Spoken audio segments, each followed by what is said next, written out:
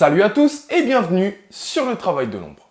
Focus sur la première recrue de ce mercato estival 2020, je veux bien entendu parler de Pape Gueye.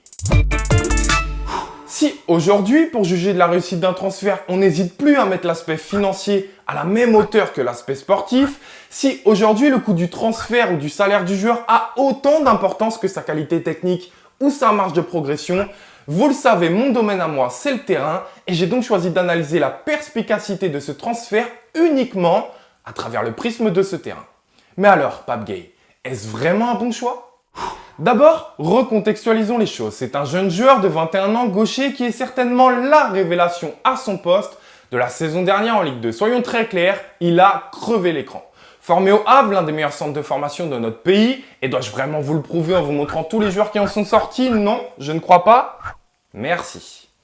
Et même s'il est le joueur de champ le plus utilisé par Paul Le Guen la saison dernière, il débarque dans la cité phocéenne avec seulement une petite quarantaine de matchs de Ligue 2 dans les jambes. Il arrive donc en post-formation, mais j'y reviendrai un peu plus tard dans la vidéo. Passons maintenant à ce qui nous intéresse le plus. Pape Gueye, c'est avant tout un gros potentiel, puisqu'il possède déjà beaucoup d'atouts dans son jeu.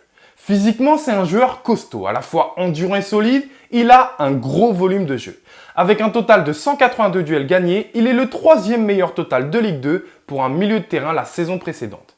Ajoutez à cela un bon placement ainsi qu'un vrai sens de l'anticipation et vous avez un joueur très intéressant dans la récupération du ballon par le biais notamment des interceptions. L'année dernière, il en a réalisé 44, pointant à la 4e place de son championnat dans cet exercice.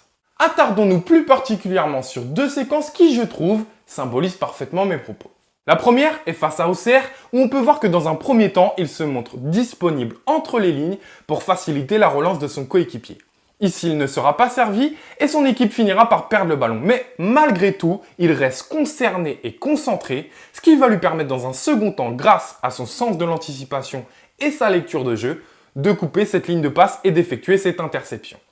Troisième temps, il va prendre le soin de conserver la possession du ballon pour ne pas reproduire la même erreur et la perdre trop vite et trop tôt.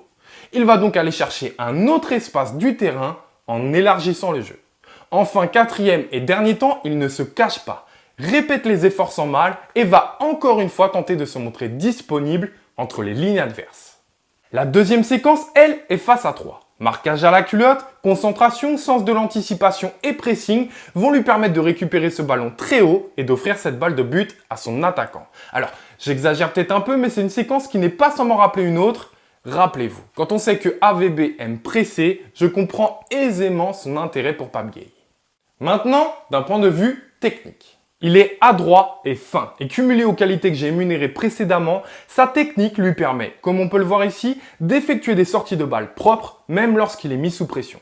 Parmi ses forces, il y a également le jeu long. Gueye est un joueur qui, dans une équipe, peut faciliter les renversements de jeu rapides et l'utilisation de la profondeur. Très intéressant pour mettre en difficulté l'adversaire. Mais il n'en est pas moins maladroit dans le jeu au sol et dans les passes qui cassent des lignes avec une moyenne de 2 passes clés par match. Alors oui, évidemment, il a des défauts et des points à améliorer dans son jeu. Par exemple, il a encore trop de déchets dans le dernier et l'avant-dernier geste. Dans ce domaine, ses stats doivent prendre du poids. Seulement 2 passes décisives la saison dernière et 0 but marqué malgré le fait qu'il possède une bonne frappe de balle, c'est trop peu. Attention également à ne pas tomber dans la facilité parfois et dans une certaine nonchalance. Mais évidemment, c'est normal, il est jeune et je vous rappelle qu'il arrive à l'OM en post-formation. C'est un joueur d'avenir, plein de promesses, mais il faudra lui laisser du temps. Et j'insiste parce que je sais qu'ici à Marseille, on n'est pas habitué à cela. Entre la Ligue 2, où il n'y a passé qu'une saison, et la Ligue 1, il y a une marche à franchir et il aura forcément besoin d'une période d'adaptation. Et puis, il débarque pas n'importe où. À l'OM, il y a forcément plus de pression. Et son petit passage à vide au mois de janvier lors de sa signature à Watford appuie forcément mes propos sur le fait qu'il a encore du mal à appréhender cela. Et c'est normal. Il a besoin d'apprendre, de grandir, de progresser. Et nul doute que sous les ordres d'AVB, il y parvienne. Et c'est typiquement le genre de joueur qui, s'il réussit à se faire une place dans le 11 de départ, sera bien difficile à déloger. En résumé, Pape Gueye à l'OM, c'est un grand oui. C'est du gagnant-gagnant. Je crois que l'OM peut lui apporter beaucoup, mais évidemment, ce qui nous intéresse le plus, c'est que je crois qu'il peut apporter beaucoup à l'OM. Allez, avant de vous quitter, je vous laisse avec quelques images de sa préparation qui, évidemment, étayent les propos de cette analyse. Voilà, je vous dis à très vite sur le travail de l'ombre et allez l'OM.